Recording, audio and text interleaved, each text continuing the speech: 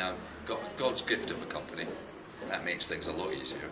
You know, not only can they act really well, but they can play this really tough music really well. And what we've done is we've split the rehearsals, so the mornings are handed over to music, and then I come in the afternoon to start putting the music that they've been rehearsing together with the action of the play. And that seems to have worked really well. I mean, as I say, it's the first time I've done it, but that rhythm seems to be working really well. I can only apologize. This young man is in Berlin to make a name for himself. A stupid American name. Keep your wise European head on your shoulders, Lutz.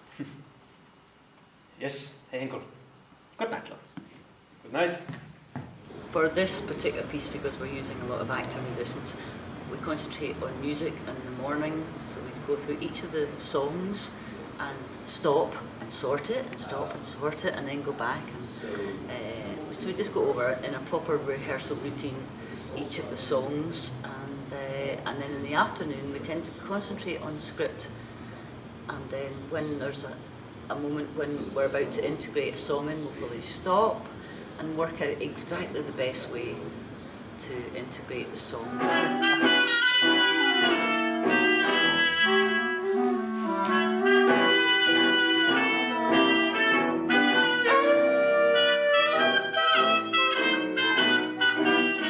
We haven't even got to the end of the second half yet, so I've got to get to the end of the second half, and then we'll do what's called a stagger of the second half, see what we've got.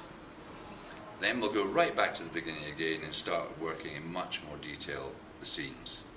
They move their feet to a different beat. I'm talking about the music they call hot. Jungle jump, jitterbug, that cacophonous conspiracy against the white race. I'm talking about jazz. My favourite number so far is, this will not be a surprise to anybody that knows me, there's a tune in the show that was based on a classical piano piece called Reverie by Claude Debussy. I think he wrote it around about the turn of the 20th century, and in the late 30s a chap called Larry Clinton arranged it and swung it,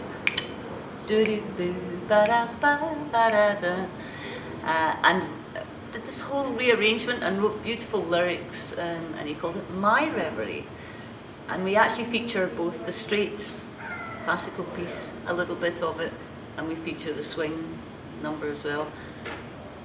And that just absolutely tickles me every time we play both versions, because they're both fantastic and polar opposites.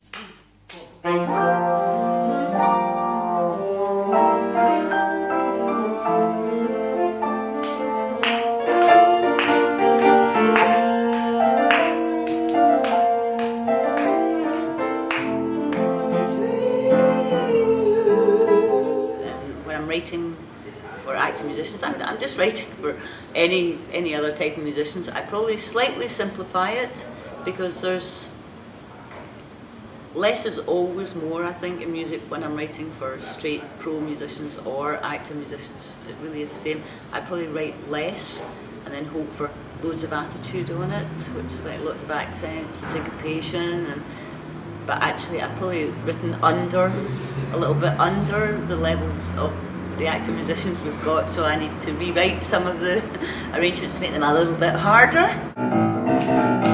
Hold that tiger, hold that tiger, hold that tiger, hold that tiger, hold that tiger. She's a sort of musical genius. So that's a whole side of the show that I know is very, very well looked after by Hilary. I know she's great. As I say, I've done 4 shows, and she knows her stuff. And she's a great teacher, and she's a great player, and she loves the music. So that is a big burden taken by That's great.